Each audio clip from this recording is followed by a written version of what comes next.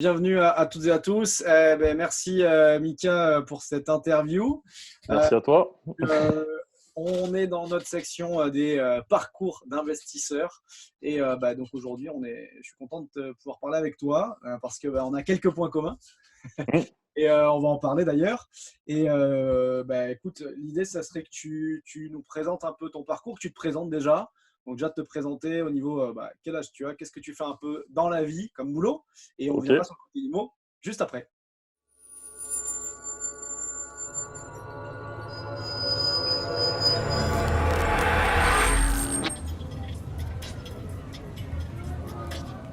ok, ça marche. Bon, bah, du coup, moi, c'est Mickaël Gouroubet. J'ai 33 ans là, depuis quelques jours, depuis début mars.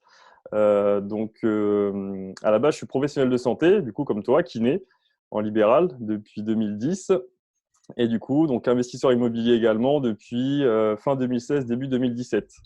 Donc voilà, après, en gros, moi, dans mon parcours, hein, pour faire assez vite, donc j'ai commencé à travailler en 2010. J'étais diplômé à l'école de Rennes. À la base, je suis de Charente-Maritime, à côté de Royan. Et là, donc actuellement, je vis sur Bordeaux. Et en gros, ce qui s'est passé, c'est que j'ai commencé à travailler, on va dire, normalement, hein, commencé à toucher mes premiers revenus. Je travaillais, du coup, j'ai fait des petits remplacements en tant que kiné là, pendant un peu plus d'un an. Ensuite, du coup, je suis parti à l'étranger pendant 6 mois. Donc, je suis parti en Nouvelle-Zélande, je suis parti en Australie, Calédonie. Enfin, j'ai vraiment coupé en fait avec la France. C'était mon premier tour du monde. Donc, c'était une super expérience qui vraiment m'a beaucoup ouvert l'esprit et j'ai vraiment découvert une espèce de passion comme ça pour les voyages et je dirais pour la liberté. Sauf que du coup, quand je suis revenu après en France, donc ça c'était début 2012, en fait, j'avais pas forcément très bien géré mes finances. C'est-à-dire que durant la première année où j'avais bossé, j'avais pas suffisamment mis de côté. Et en plus de ça, durant mon voyage à l'étranger, bon, j'ai pas forcément très bien géré les dépenses. J'ai un petit peu flambé. Et du coup, quand je suis revenu donc de ce voyage-là, j'ai eu une régulation URSSAF et Carpimco. Donc, Carpimco, pour ceux qui ne savent pas, qui sont pas de notre milieu, c'est la caisse de retraite des professions paramédicales, donc kiné, infirmier, podo, qui nous ponctionne énormément, qui nous rend pas beaucoup à la fin. Et donc, voilà, donc que ce soit l'URSSAF ou eux, ils m'ont vraiment défoncé. Donc, en fait, je me suis retrouvé très proche du surendettement. J'ai failli prendre un crédit conso pour payer mes charges. Donc, ça, c'était 2012-2013. Donc voilà, là en gros, ça a été un moment qui a été assez compliqué, assez douloureux, parce que moi, ce que je voulais à l'époque, c'était repartir à l'étranger, sauf que du coup, au final, je m'étais retrouvé un peu piégé par mes dettes. Donc à partir de ce moment-là, déjà, je commençais un peu à cogiter, à me dire, bon voilà, quels sont les moyens, je dirais, légaux, parce que le but, c'était pas de vendre de la drogue ou de faire des trucs pas bien, tu vois. Quels sont les moyens légaux de pouvoir, je dirais, générer plus de revenus sans forcément travailler 50, 60 heures par semaine dans mon cabinet de kiné. Donc voilà, à l'époque, je commençais un peu à me poser ces questions-là, sauf que je n'avais pas vraiment d'entourage. Euh, En fait, dans mon entourage, j'avais aucun investisseur, j'ai aucun investisseur dans ma famille. En gros, j'avais vraiment personne pour me conseiller. Et à l'époque, bon, c'était un peu le début des formations en ligne sur l'immobilier, tout ça, mais en 2013-2014, il n'y en avait pas encore tant que ça. Donc, du coup, j'ai un peu procrastiné, j'ai un peu attendu. Et après, voilà, il y a eu d'autres événements. Je ne vais pas forcément tout dire parce que du coup, ça va être un petit peu long. Mais en gros, 2016, 2015-2016, c'était vraiment, je dirais, un déclic qui a fait qu'à un moment donné, je me suis dit, bon, OK, là, il faut que vraiment je me bouge, que je cherche vraiment à changer des choses parce que du coup, moi, dans mon style de vie, je me sentais pas vraiment épanoui. En fait, je gagnais quand même bien ma vie, mais du coup, je me sentais un peu emprisonné dans ce qu'on appelle la rat race. Ça, c'est un concept, tous ceux qui ont lu le livre Père riche, Père pauvre, ils connaissent. C'est au final, on travaille un petit peu pour l'argent et on paye nos dettes, on paye nos taxes, mais c'est un peu comme il y a un rat finalement qui tourne en fait dans sa roue. Et moi, je me sentais pas libre. Moi, ce que je voulais, c'était avoir plus de liberté pour pouvoir voyager et pas faire que mon travail de kiné. Donc voilà, donc à partir de 2016, c'est là où vraiment j'ai eu ce déclic-là à me dire, faut que je passe à l'action, faut que je commence à investir, à me former. Et donc du coup, j'ai fait des séminaires, je fais des formations en ligne, je participais à des masterminds où je me suis retrouvé avec des investisseurs qui étaient beaucoup plus avancés que moi, ce qui m'a permis moi de faire très rapidement évoluer mon mindset, mon état d'esprit, pour pouvoir passer à l'action. Et donc, du coup, j'ai pu investir dans plusieurs biens immobiliers, donc 2017-2018, ce qui m'a permis du coup de pouvoir générer des revenus complémentaires et de pouvoir petit à petit du coup diminuer mon activité en kiné libéral. Et donc, du coup, voilà, mais pouvoir finalement me sentir plus libre et être beaucoup plus à l'aise financièrement. En gros, voilà, c'est pour résumer, sans forcément être trop long. En gros, c'est un peu les grandes lignes, je dirais, du parcours. Eh Voilà. ben, écoute, c'est un parcours qui est riche. En tout cas, il résonne chez moi un peu parce que du coup, bah, voilà, on a le même job, on est kiné. Mm. On a, alors, moi, je me suis jamais trop fait défoncer par l'URSSAF, la Carpimco. J'ai toujours été plutôt assez économe. Je suis pas parti dans les îles pour profiter, etc. Et ça a dû être vraiment cool. Mais c'est vrai qu'on a une profession, on a tendance à beaucoup bosser, Mm. faire des gros horaires. Il n'est pas rare de voir que moi j'ai des collègues qui font des 8h, 20h, voire même 21h du lundi au vendredi. Ça fait un paquet d'heures avec une demi-heure pour manger. Et on voit tout le temps du monde, tout le temps, tout le temps, tout le temps. On prend assez peu de congés. Alors oui, on peut gagner et avoir des chiffres d'affaires qui sont conséquents, mais on a beaucoup de charges et on a beaucoup de stress. Et c'est une profession aussi où il y a pas mal de… Enfin, je dis kiné, mais en général dans la santé, en fait. Profession libérale de santé et libérale en général, où il y a pas mal de burn-out, de syndrome de dépression, de fatigue chronique, machin, etc. Parce qu'au bout d'un moment, on en a marre. Et bah, du coup, ouais, je comprends un peu l'envie que tu avais de sortir de bah, on travaille, on travaille, on travaille, on travaille, et puis on travaille pour travailler, pour travailler, pour payer les charges, pour travailler, et c'est complètement, en tout cas, Mm. cohérent. Mm. Euh, mais du coup, là, j'ai une question. Donc, tu t'es rendu compte que tu étais un peu dans une rat race, Mm. qu'il fallait que tu en sortes, et tu t'es dit immobilier. Pourquoi tu t'es dit immobilier? Pourquoi tu t'es pas dit peut-être autre chose? Est-ce que tu avais pensé à d'autres choses ou est-ce que vraiment c'était l'IMO qui était le truc évident pour toi? Mais en fait, alors je commençais un peu à me renseigner, tu vois, sur pas mal de choses. Donc, tout ce qui était un peu business en ligne, tout ce qui était euh, e-learning, coaching. Et c'est vrai qu'au final, l'immobilier, c'est quelque chose qui a résonné, je dirais, assez facilement, en fait. Et en fait, ça a été accéléré par le fait que j'ai participé, en fait, à mon premier mastermind. Donc, c'était en 2016. 2016-2017, donc avec mon premier mentor. Et au final, ce mastermind-là, à la base, moi, je l'avais intégré pour faire des formations en ligne. Parce qu'en fait, moi, ce que je voulais, c'était développer une formation en ligne sur la santé, notamment, tu vois, sur le mal de dos ou autre. Et en fait, dans ce mastermind-là, je me suis retrouvé avec des investisseurs immobiliers qui sont formateurs hein, aujourd'hui, qui étaient du coup déjà assez avancés. Et eux, en fait, ils débutaient en fait, leur formation en ligne sur l'immobilier. Et le fait de me retrouver en fait avec ces investisseurs-là, de les entendre parler, du coup, voilà, de leurs biens immobiliers, du cash flow, tout ça. Et, au final, je me suis dit, mais il y a peut-être quelque chose à creuser finalement avec ça, parce que c'était quelque chose qui déjà, en fait, ça résonnait déjà en moi, mais en gros, je n'avais pas encore réellement osé passer à l'action là-dessus. Et en fait, en discutant avec toutes ces personnes-là, la plupart ils me disaient, mais attends, tu es kiné libéral, tu gagnes bien ta vie, tu as des bons revenus, profites-en. Parce que là, les banques, elles vont vraiment te dérouler le tapis rouge si tu fais vraiment des bons choix et que tu proposes des bons investissements. Et c'est vrai qu'à ce moment-là, je me suis dit, mais finalement, voilà, si je veux développer mon indépendance financière et également me construire un patrimoine solide, l'immobilier, il faut vraiment que j'y aille à fond. Surtout que à ce moment-là, moi, je bossais dans un cabinet où je gagnais bien ma vie. Donc, en gros, j'avais vraiment des revenus qui étaient bons et je rentrais en gros dans les bonnes cases, quoi. C'est-à-dire célibataire, sans enfant. J'avais du coup épongé mes dettes d'avant, donc mes comptes, je les gérais mieux. Donc, en gros, voilà, j'étais, je dirais, un peu à ce moment-là le bon élève pour emprunter.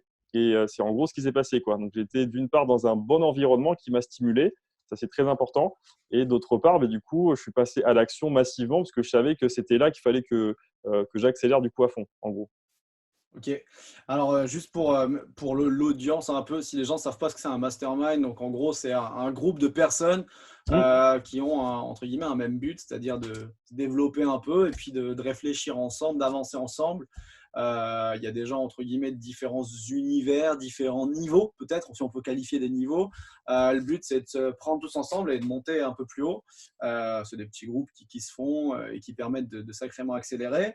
Et pour reparler à l'indépendance financière, bah, y a une définition, c'est le fait de pouvoir vivre de revenus purement passifs, c'est-à-dire entre guillemets de ne pas avoir à travailler, d'être rentier. Alors ça, c'est le côté, la définition qu'on donne un peu, même si je connais peu de rentiers qui passent leur vie sous les cocotiers au soleil, à plus rien faire de leur vie. On a toujours d'autres projets, etc.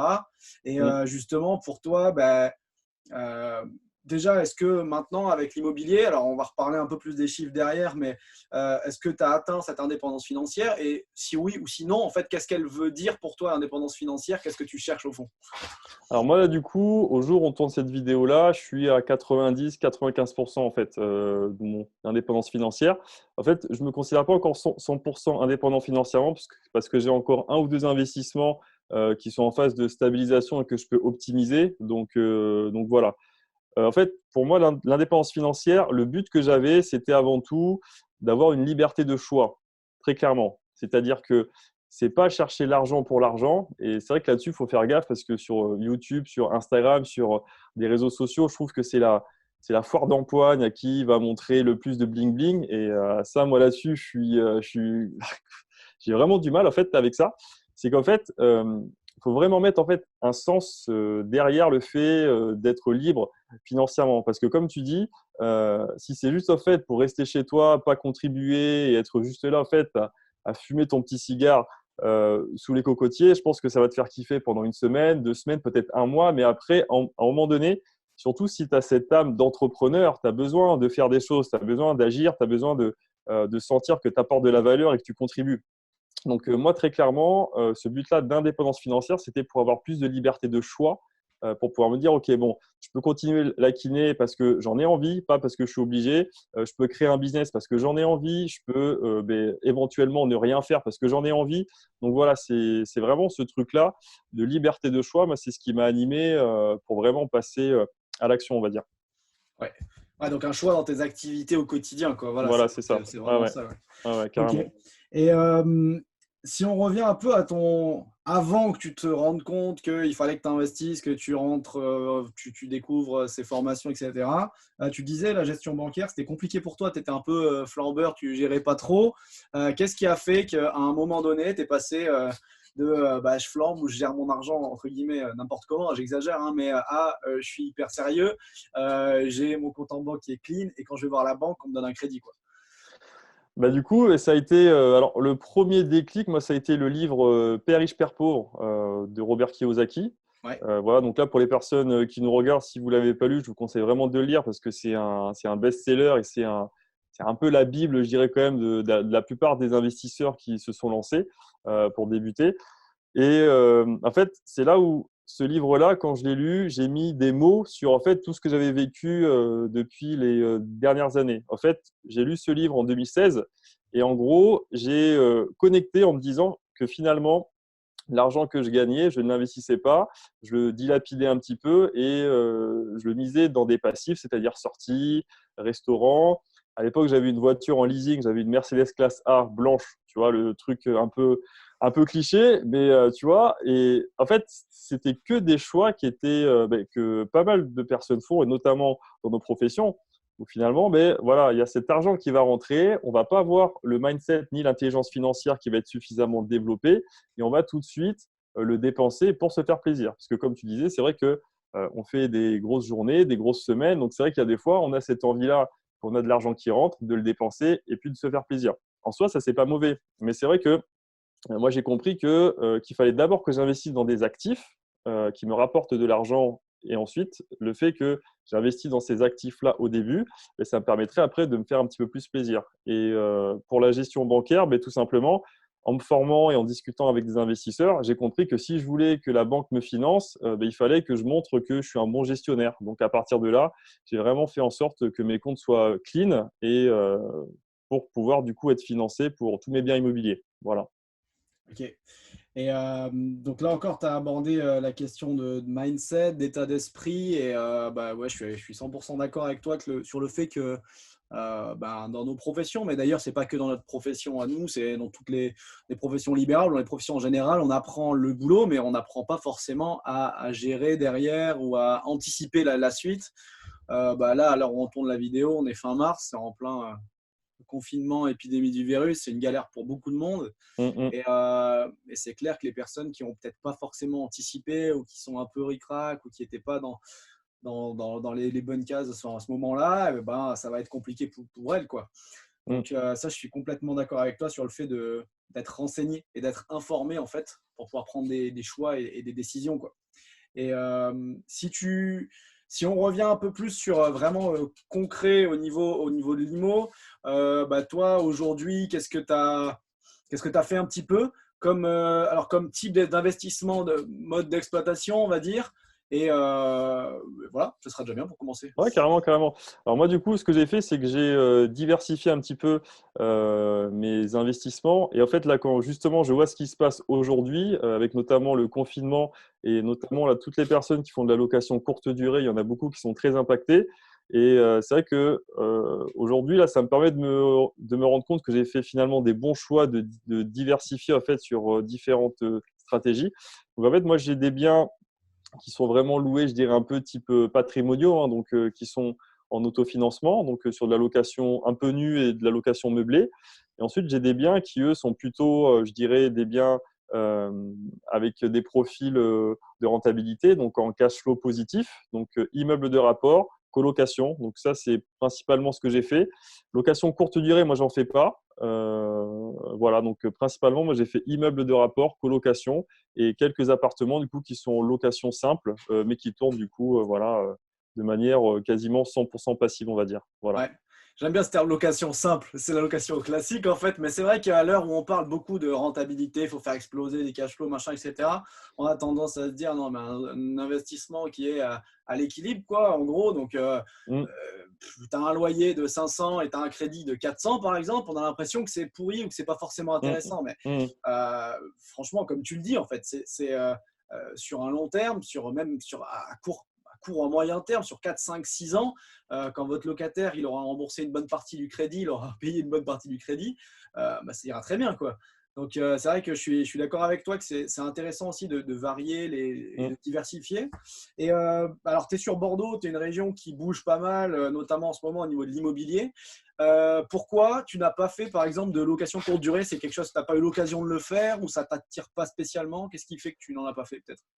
Alors, j'ai été tenté, hein, tu vois, pour en faire, mais je sais pas, il y a un truc en fait, alors c'est peut-être un blocage mental, mais j'ai ce truc-là où au final, je préfère avoir moins de rentabilité, mais être plus tranquille, parce que je mets beaucoup de valeur, tu vois, je dirais, mais, en gros, sur mon temps, sur ma tranquillité, sur mon bien-être. Et je sais pas pourquoi, en fait, j'ai une représentation, je dirais, de la location courte durée, même si aujourd'hui, en fait, il y a beaucoup de techniques qui marchent hein, pour déléguer et automatiser. Ouais. Et au final, je me sens naturellement moins à l'aise en fait avec ça. Et alors, je dis pas que j'en ferai jamais, mais c'est vrai qu'actuellement, j'ai pas voulu commencer sur ça. Et je me dis que si j'en fais plus tard, ça sera du bonus pour avoir justement après encore plus de cash flow. Mais c'est vrai que tout ce qui est colocation immeuble, moi, je délègue tout en fait à des gestionnaires. C'est-à-dire que moi, je gère vraiment tout à distance en fait.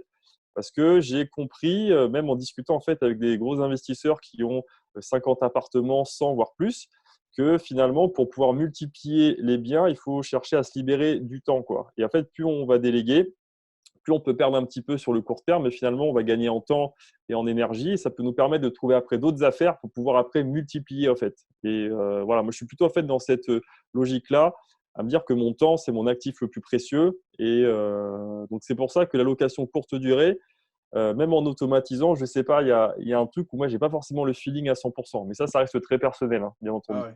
Voilà. Ouais, ok. Et donc, ouais, donc ton temps, c'est la chose la plus importante. Donc, du coup, tu as mis en gestion. C'est pas forcément tous les investisseurs.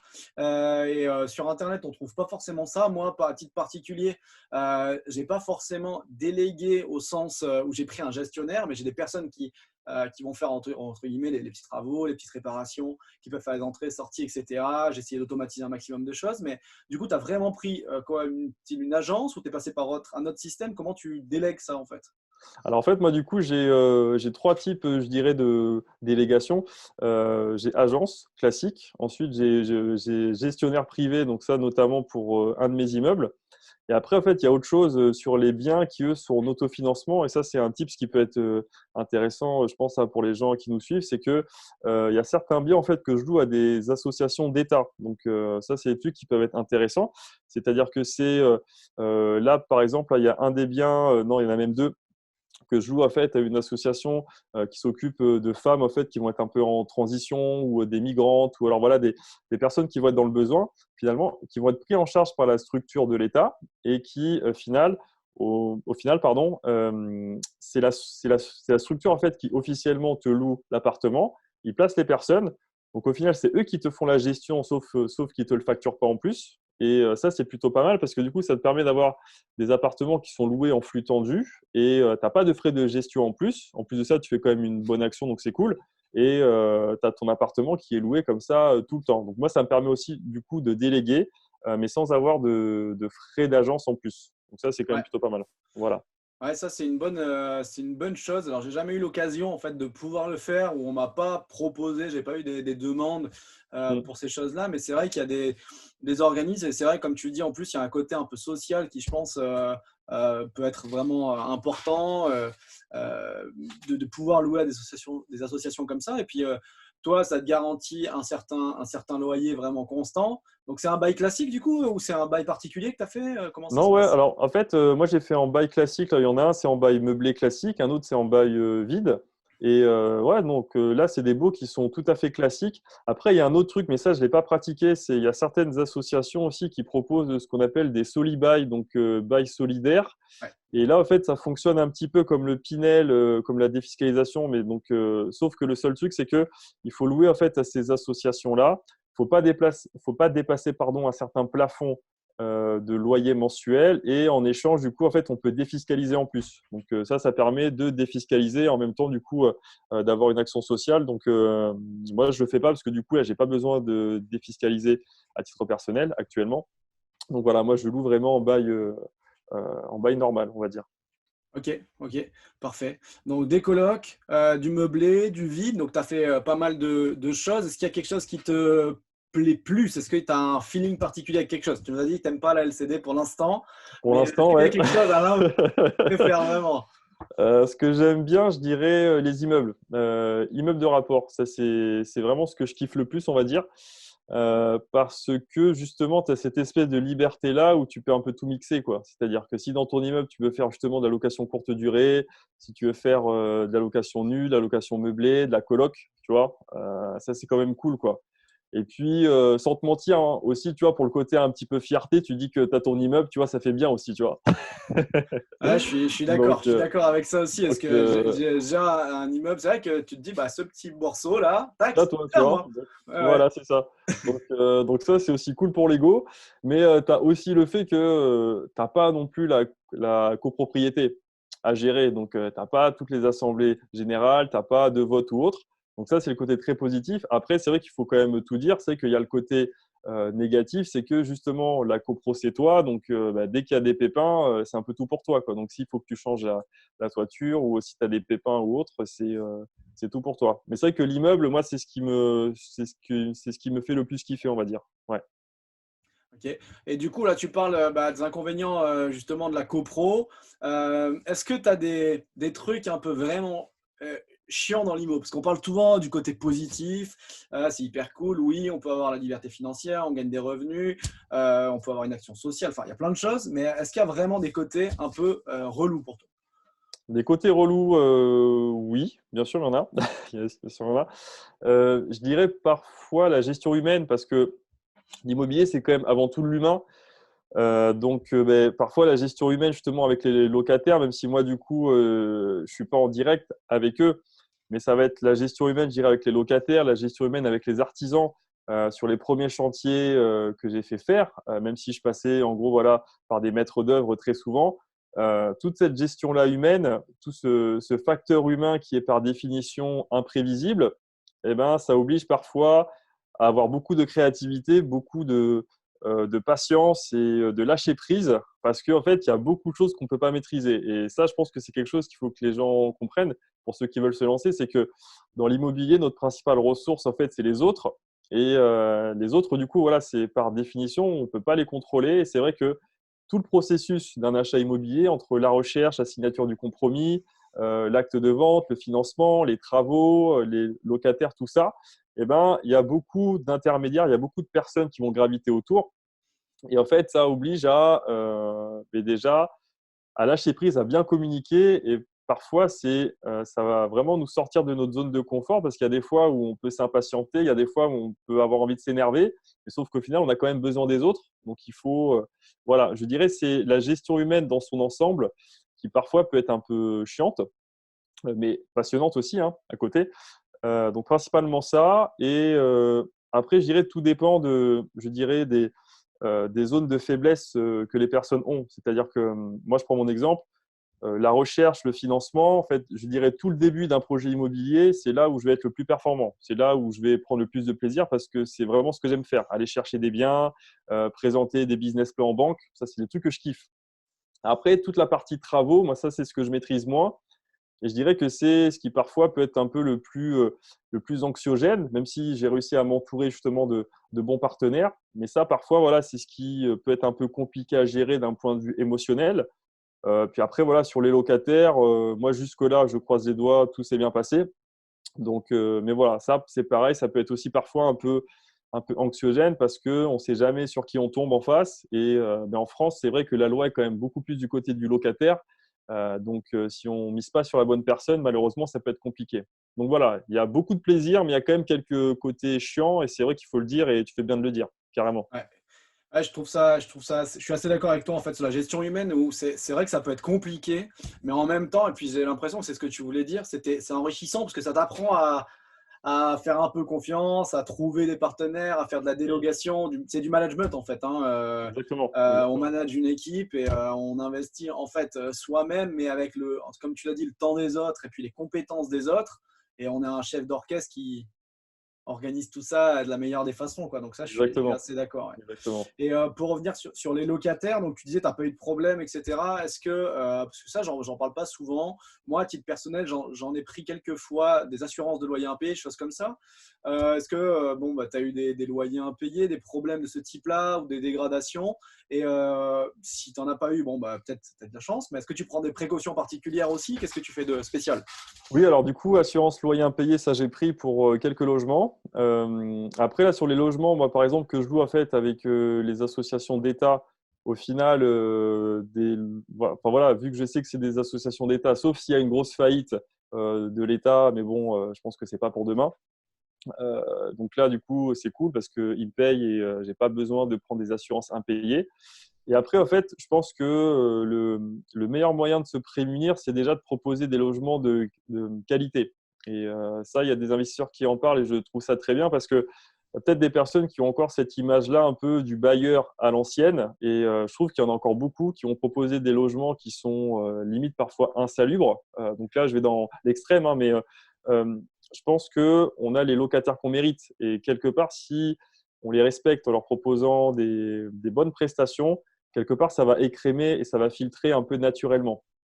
Donc voilà, c'est faire déjà ce tri-là par la qualité des prestations. Parfois, ça peut être aussi par le prix. Hein. C'est vrai que si on propose des bonnes prestations, on peut être en droit de mettre un petit peu plus cher que la moyenne du marché. Et du coup, c'est pareil, ça va aussi attirer aussi un petit peu d'autres profils. Donc voilà. Ouais. Ah, moi, je dis toujours qu'on a les locataires un peu qu'on mérite ou les logements qui vont attirer une certaine population, un certain type de locataires. Et je suis assez Mm. d'accord avec toi. On n'est pas des marchands de sommeil, clairement. Mais ça, c'est vraiment une bonne chose. Que je déteste ça. Quand on voit les gens qui en profitent, c'est vraiment assez abusé. Bon, bah, écoute, on a fait un peu le tour de ton parcours dans l'IMO, actuel en tout cas, et puis ton historique. Et la suite, c'est quoi? La Tes suite, c'est quoi? prochains projets, qu'est-ce que tu envisages de faire? Prochain projet, ben, du coup, là, je suis déjà un petit peu dedans actuellement. Alors, en fait, là, actuellement, je suis vraiment depuis, je dirais, 1 an, 2 ans en phase de transition de vie parce que là, la kiné, petit à petit, je vais stopper. Là, déjà, actuellement, là, je bosse que 2 jours par semaine. Je vais être amené à stopper là, dans les prochains mois. Et du coup, donc, là, je développe plutôt un côté entrepreneuriat et coaching parce que c'est quelque chose, voilà, en gros, que j'ai en moi et que j'ai envie de développer depuis un petit moment, mais que je ne pouvais pas faire du coup avant que mon IMO tourne bien. Donc là, voilà, là actuellement, depuis quelques mois, là, je développe un club d'investissement pour profession libérale. Donc actuellement, je suis sur Bordeaux. Donc je fais des événements, des accompagnements personnalisés mais pour des kinés, infirmiers, dentistes, voilà, qui veulent aussi se lancer dans l'immobilier, parce qu'on en parlait du coup en off tout à l'heure. C'est vrai qu'on n'est pas du tout formé d'un point de vue financier, on n'est pas… non, on n'en parlait pas en off, on en parlait du coup Tout au à début l'heure, ouais, de un petit peu en l'interview. début. Voilà, c'est ça. Et c'est vrai que, en fait, on est des bons profils pour emprunter, mais on n'est pas du tout câblé pour la plupart, on n'est pas du tout formé pour investir. Et souvent, il y a ce côté-là un peu prise de risque pour lequel on n'est pas forcément habitué dans nos métiers de soins. Donc voilà, donc le but, c'est de pouvoir aider, je dirais, les confrères qui veulent se lancer aussi. Et je sais qu'il y en a, mais il y en a qui ont encore des petits blocages et des petits freins psychologiques parce que du coup, voilà, ils n'ont pas forcément un entourage qui les stimule aussi pour investir. Donc voilà, donc là, c'est vraiment ce que je développe actuellement. En plus de stabiliser l'immobilier, là, je développe vraiment tout ce côté-là, entrepreneuriat et coaching. Et c'est vrai que, comme on disait juste avant, là, le fait d'avoir commencé avec l'immobilier, de devoir manager un petit peu différentes personnes, eh ben, je trouve que c'est un très bon tremplin en fait, pour entreprendre après, parce que l'immobilier, c'est de l'entrepreneuriat finalement. Hein. Donc voilà, je dirais que c'est un peu une suite logique pour moi, on va dire. Ouais. Donc du coup, tu quittes, on va dire, l'IMO opérationnel là pour le moment pour Pour faire un l'instant, ouais, peu de la transmission, essayer de transmettre et passer exactement. sur l'entrepreneuriat. Donc tu as commencé Exactement. par le levier immobilier, puis maintenant levier entrepreneuriat et on verra ce que Exactement. la suite réserve, quoi, c'est ça? Voilà, tout à fait ça. Ouais, Ok, ouais, tout à fait. ok. Donc Voilà. d'ailleurs, on mettra les liens de Mika dans la description de la vidéo, etc. Vous pouvez retrouver toutes ces infos. Puis j'ai toujours l'habitude de finir un peu les interviews par quelques questions sur la principale qualité pour toi d'un investisseur immobilier. Qu'est-ce qu'il faut avoir pour performer dans l'IMO, selon toi? Alors, je vais pas être très original, mais je dirais le mindset. Hein. Le mindset, pour moi, c'est 70 à 80%. C'est-à-dire que on va trop se focaliser souvent sur la technique. Il faut trouver la rentabilité parfaite, le bien parfait ou autre. Même aussi, enfin, en gros, toutes les connaissances techniques, si on est bien entouré, finalement, on peut les déléguer en fait à d'autres personnes qui sont bien meilleures que nous. Pour moi, la vraie différence, elle se passe ici, quoi. C'est vraiment dans la tête. Ça va être la gestion de la peur, la gestion de l'inconnu, la gestion humaine.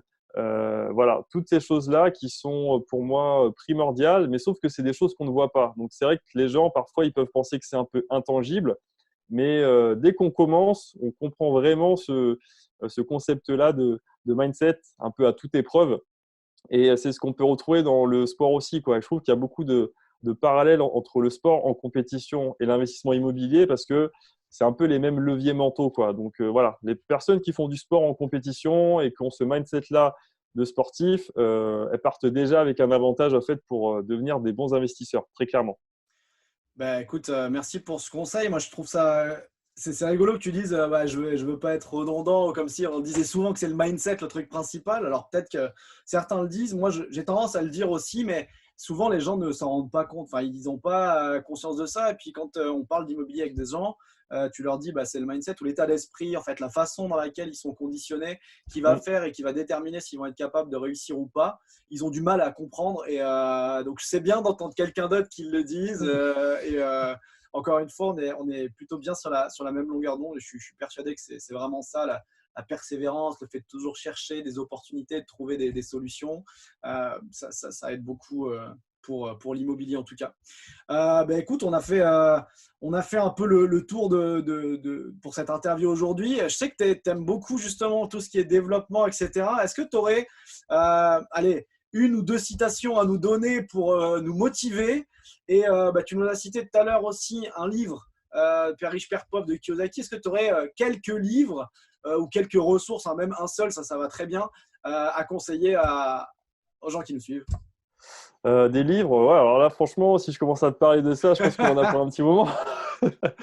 Un Euh, livre fort, parce que Père riche, Père pauvre, il t'a marqué, mais un autre livre qui t'a impacté ou plusieurs, s'il y en a plusieurs. Bon, il y en a pas mal. Après, tous les livres de Napoleon Hill, ça c'est vraiment ce que je conseille. Et notamment, il parle du mastermind, du cerveau collectif, du mindset. Napoleon Hill, en fait, c'est le plus grand auteur sur la philosophie du succès de l'histoire. En fait, lui, il a étudié des centaines de personnes à succès à l'époque aux États-Unis. Donc, il y avait Ford, les présidents, les grands industriels. Et finalement, il a vu en gros les points communs de toutes ces personnes-là et il en a extrait en fait vraiment une science du succès. Donc voilà, tous ces livres à lui sont vraiment top. Il y a Réfléchissez et devenez riche qui est vraiment un best-seller et qui est un livre qui m'a marqué aussi. Il y a La science du succès, il y a Le succès n'attend pas au boulot. Enfin bref, tous ces livres sont vraiment top. Donc ça, c'est vraiment des livres que je vous recommande fortement. Et après, sur deux citations, il y en a une justement de Robert Kiyosaki là, dans Père riche, Père pauvre. Il dit que l'éducation obligatoire amène un salaire et l'éducation personnelle amène la fortune. Voilà, donc ça, c'est une citation qui est vraiment pas mal. Et il y a une citation aussi de Warren Buffett qui dit si vous ne trouvez pas de moyen de gagner de l'argent pendant que vous dormez, alors vous devrez travailler jusqu'à votre mort. Voilà, c'est deux punchlines qui, moi, quand je les ai lus, voilà, ça a fait tic dans la tête. Et voilà, donc principalement ça. Et une dernière phrase de l'abbé Pierre aussi que j'aime beaucoup qui dit le plus grand des échecs, c'est de ne pas avoir le courage d'oser. Voilà. Bien adapté à l'immobilier parce Exactement. que effectivement, le plus difficile, c'est de se lancer et d'oser, je pense. En tout cas, merci pour ces ressources. On mettra aussi les bouquins, notamment de Napoléon Hill, de Kiyosaki, là, que j'avais pas lu tous ceux que tu as dit, mais je réfléchissais à devenir riche. Napoléon Hill aussi, j'avais déjà lu. Effectivement, c'est des très très bons livres sur. J'aime bien aussi ce terme, la science du succès. Je trouve ça top. Mm. Donc, écoute, merci Michael. Encore une fois, on pourra te retrouver, tu nous donneras tes liens, etc. sur Instagram, sur les différents réseaux et ton club d'Invest.